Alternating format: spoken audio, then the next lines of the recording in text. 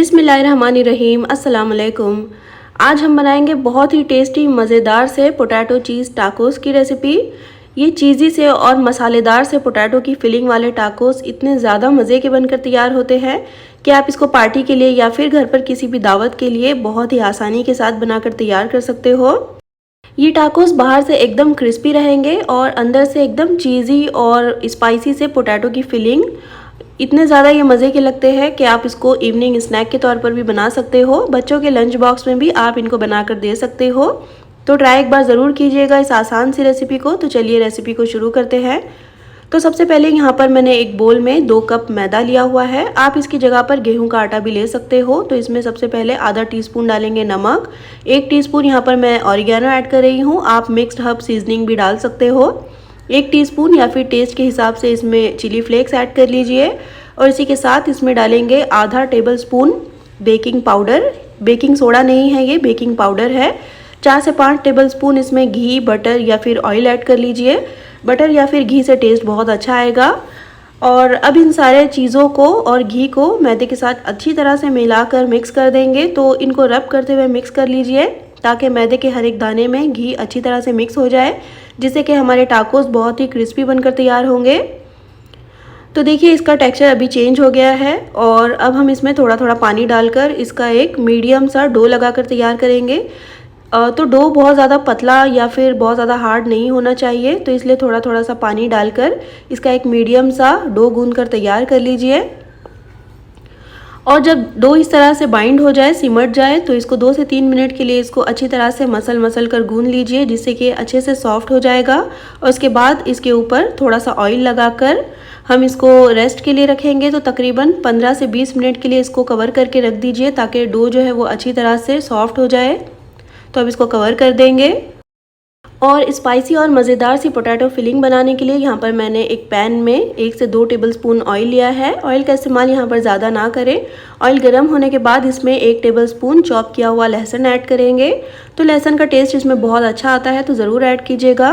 1 minute के लिए इसको फ्राई कर लेंगे और उसके बाद हम इसमें डालेंगे एक बड़ा साइज़ का प्याज, जिसको कि मैंने इस तरह से चॉप कर लिया है। और अब हमें प्याज को लो फ्लेम पर ही स्टर करते हुए पकाना है। तो प्याज का कलर हमें बहुत ज़्यादा डार्क नहीं करना है, बस प्याज जो है वो हल्की सी सॉफ्ट हो जाए, ट्रांसलूसेंट हो जाए, उतना ही इसको पकाएंगे। और अब देखिए प्याज का कलर भी चेंज हो गया है, ये हल्की सी पिंकिश दिखाई दे रही है। तो इस स्टेज पर हम इसमें डालेंगे एक बड़ा साइज़ का कैप्सिकम, जिसको कि छोटे छोटे क्यूब्स में कट कर लिया है। आप यहाँ पर कोई और कलर के कैप्सिकम भी ऐड कर सकते हो। इसको भी मिला देंगे और 1 मिनट के लिए पकाएंगे। कैप्सिकम को हमें बहुत ज़्यादा सॉफ्ट नहीं करना है। अब इसमें मैं एक बड़ा साइज़ का टमाटर ऐड कर रही हूँ। तो इसके बीज मैंने निकाल दिए हैं, इसको भी मैंने क्यूब्स में कट कर लिया है। टमाटर को भी हम अच्छी तरह से मिला देंगे। हमें वेजिटेबल्स को बहुत ज़्यादा सॉफ्ट नहीं करना है। और अच्छे से मिलाकर हम इसमें कुछ मसाले ऐड करेंगे। तो सबसे पहले आधा टीस्पून या फिर टेस्ट के अकॉर्डिंग नमक, 1 टीस्पून इसमें चिली फ्लेक्स ऐड कर लीजिए और आधा टीस्पून इसमें डालेंगे काली मिर्च का पाउडर और 1 टीस्पून ही मैं इसमें डाल रही हूँ ऑरिगेनो। और मिर्च और नमक आप अपने टेस्ट के हिसाब से कम या ज़्यादा भी कर सकते हो। इसको भी अच्छी तरह से मिला देंगे और गैस की फ्लेम को लो ही रखिएगा। अब इसमें 1 tablespoon red chilli sauce add कर लीजिए। आप इसकी जगह पर ग्रीन चिली सॉस भी डाल सकते हो। 2 टेबलस्पून यहाँ पर मैं टोमेटो केचप ऐड कर रही हूँ। इसको भी अच्छे से मिला देंगे। टोमेटो केचप से बहुत ही टैंगी सा फ्लेवर आएगा। अच्छे से मिलाने के बाद अब हम इसमें ऐड करेंगे उबले हुए आलू। तो मैंने 4 से 5 मीडियम साइज़ के आलूओं को बॉईल करके अच्छी तरह से ठंडा कर लिया था। आलूओं को हम रफली ही हाथों से मैश करके डालेंगे और आलू को मैंने थोड़ा सा नमक डालकर बॉईल किया था। इसमें आलू डालने से टेस्ट तो बढ़ ही जाता है, लेकिन हमारी स्टफिंग में बहुत अच्छी बाइंडिंग भी आएगी। तो अब हम आलूओं को अच्छी तरह से मिक्स करेंगे और अच्छे से मिक्स करते हुए हम इसको थोड़ा सा मैश करते जाएंगे ताकि इसमें जो भी बड़े बड़े पीसेस हो वो थोड़े से छोटे हो जाए। हमें इसको बहुत ज़्यादा मैश नहीं करना है। और जब आलू इन मसालों के साथ और वेजिटेबल्स के साथ अच्छे से मिक्स हो गया है तो गैस की फ्लेम को ऑफ कर दीजिए और लास्ट में इसमें थोड़ा सा बारीक कटा हुआ हरा धनिया ऐड कर लीजिए, जिससे कि बहुत अच्छा सा फ्लेवर आएगा। इसको भी अच्छी तरह से मिक्स कर लीजिए और मिक्स करके अब हम इसको एक साइड पर रख देंगे। और जब तक कि आलू की स्टफिंग थोड़ी ठंडी हो रही है तो अब हम आ जाते हैं हमारे डो की तरफ। तो यहाँ पर देखिए डो भी काफ़ी अच्छे से सेट हो गया है। तकरीबन 15 मिनट हो गए हैं इसको रेस्ट पर रखे हुए। तो एक बार इसको अच्छी तरह से मसल लेंगे और अब मैंने इस डो को एक फ्लैट सरफेस पर ट्रांसफ़र कर लिया है और मैं इसके 3 टुकड़े कर रही हूँ। तो मैं इसको 3 हिस्सों में डिवाइड कर रही हूँ। आप चाहो तो इसको 2 हिस्सों में भी डिवाइड कर सकते हो और 2 हिस्सों को हम कवर करके रख देंगे और एक हिस्सा लेकर इस तरह से इसका एक स्मूथ सा बॉल बना लेंगे। तो थोड़ा सा सूखा मैदा डस्ट करके अब इस डो को हम रोल कर लेंगे। तो हमें एक बड़ी सी पतली सी शीट की तरह इसको रोल करना है। तो ये शीट जो है वो चपाती से थोड़ी सी मोटी होनी चाहिए, देखिए इस तरह से। और अब इस तरह से एक स्टील का कोई भी डब्बा या फिर कोई भी कटर ले लीजिए और इस तरह से इस बड़ी सी शीट में से हम टाकोस के लिए 2 या फिर 3 जितने आ रहे हैं उतने शीट कट कर लेंगे। तो आप चाहो तो इस तरह से भी कर सकते हो या फिर आप डो को छोटे छोटे से पेड़े बनाकर उसमें से सिंगल सिंगल शीट भी बेल कर तैयार कर सकते हो। देखिए अब यहाँ पर मेरे पास एक ही बार में 3 शीट निकल कर आ गए हैं। तो इसी तरह से हमें सारे शीट तैयार कर लेने हैं। देखिए इसकी थिकनेस आप देख सकते हो, ये ना तो बहुत ज़्यादा मोटी है और ना ही बहुत ज़्यादा पतली है। चपाती से ये थोड़ी सी मोटी होगी। तो इस तरह से हम एक प्लेट में इसको निकाल कर रख लेंगे और इसी तरह से हमें सारे ही शीट्स बनाकर तैयार कर लेने हैं। देखिए अब मैंने सारे ही बना लिए हैं। तो इसी तरह से आप भी एक बार ही बनाकर इनको रख लीजिए, फिर उसके बाद हम इनको सेक लेंगे। तो यहाँ पर एक पैन रखा है मैंने गैस पर और मीडियम टू हाई फ्लेम पर ही हमें इन शीट्स को सेकना है। तो हमें इनको बहुत ज़्यादा सेकने की ज़रूरत नहीं है, थोड़ा थोड़ा सा कच्चा पक्का ही हम इनको सेकेंगे। तो इस तरह से अलटते पलटते हुए इनको जब तक सेक लीजिए जब तक कि इनमें से कच्चापन ख़त्म नहीं हो जाता, क्योंकि हम इन टाकोस को असेंबल करने के बाद में भी सेकने ही वाले हैं। तो इनको हल्का हल्का सा सेक कर हम एक प्लेट में रखते जाएंगे और इसी तरह से हमें सारे शीट्स को सेक कर रख लेना है। और अब देखिए सारे ही शीट्स मैंने तैयार कर लिए हैं और हमारी मज़ेदार सी पोटैटो की फिलिंग भी बनकर तैयार है। तो अब चलिए फटाफट से इनको असेंबल कर लेते हैं।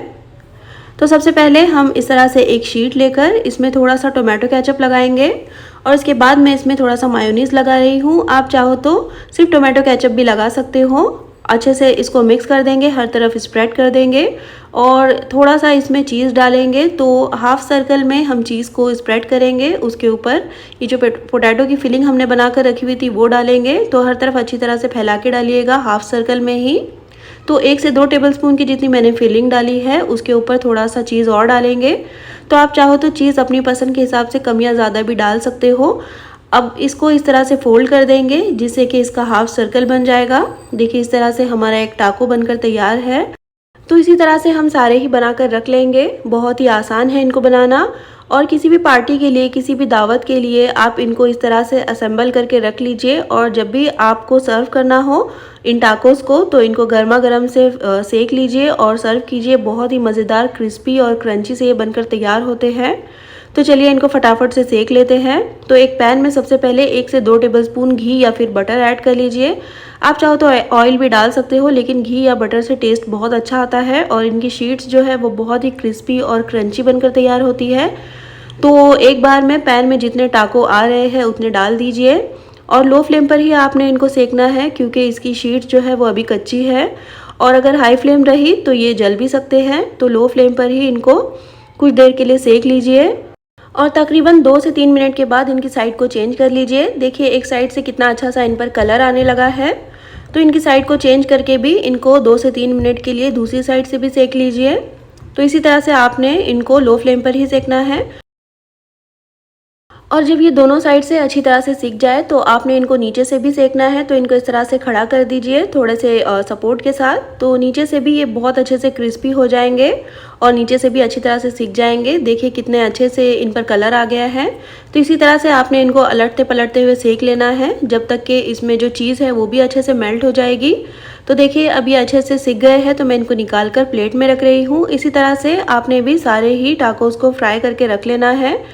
तो चलिए इनको गर्मा गर्म सर्व कर लेते हैं। बहुत ही ज़बरदस्त मज़ेदार क्रिस्पी और क्रंची से इनकी शीट्स होती है और अंदर से तो बहुत ही चीज़ी और मज़ेदार से आलू की फिलिंग के साथ बेहद ज़बरदस्त सी रेसिपी है। ट्राई इसको एक बार ज़रूर कीजिएगा और अगर रेसिपी पसंद आई हो तो प्लीज़ इसको लाइक कर लीजिएगा, चैनल को सब्सक्राइब भी ज़रूर कर लीजिएगा। तो फिर इंशाल्लाह मिलते हैं नेक्स्ट वीडियो में एक और बहुत ही अच्छी सी रेसिपी के साथ। तब तक के लिए अल्लाह हाफिज़।